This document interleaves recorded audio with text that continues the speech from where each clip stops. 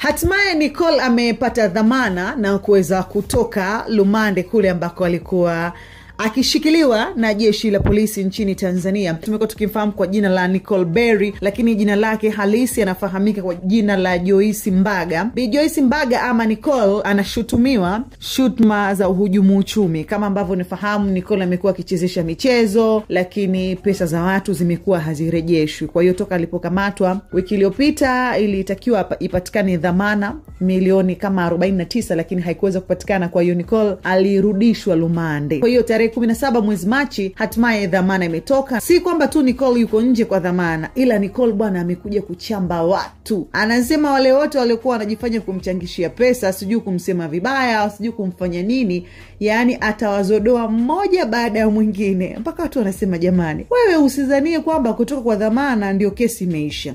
Kesi bado inaendelea.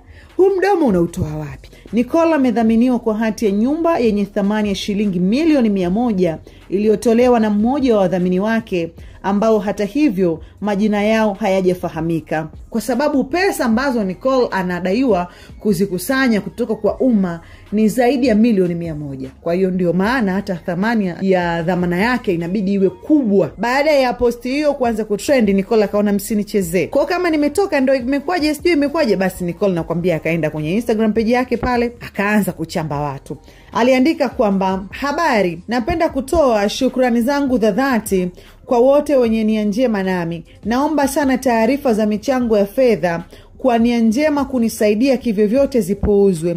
Mimi nina ndugu, marafiki na watu wa karibu ambao hawashindwi kufanya jambo, lakini ilibidi taratibu zote zifuatwe. Mtu yoyote asidanganye umma kuwa anahitaji michango. Kila kitu kipo sawa na niko salama na ng'aa kuliko zamani. Kuku na makange ya jela yameninawirisha. Sio sahihi mtu yoyote kuweka mdomo na pua yake kwenye kesi inayoendelea mahakamani.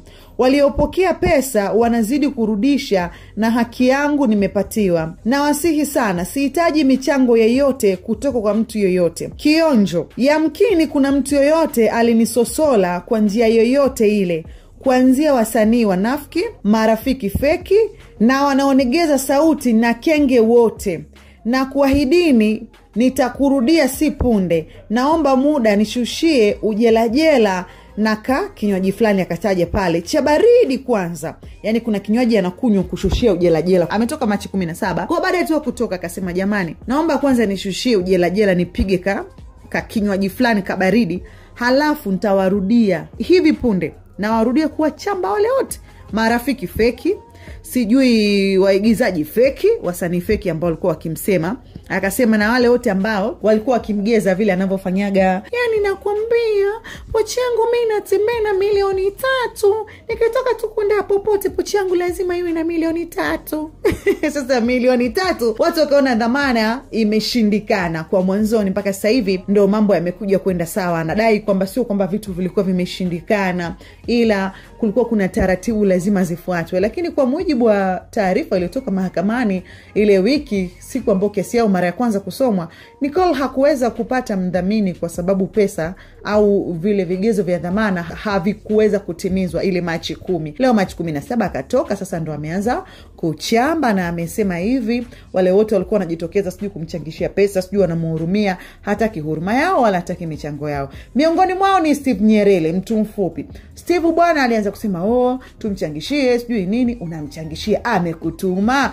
Mtu amepiga pesa watu zaidi ya mamilioni, huko milioni 100 sijui na ngapi. Wewe unakuja kutaka Mtanzania amchangie Nicole. Kipindi Nicole anaanza kujishaua mimi na pesa milioni 3 sijui, anakula pesa za watu. Steve ulikuwa naye. Watu walimchamba sana Steve.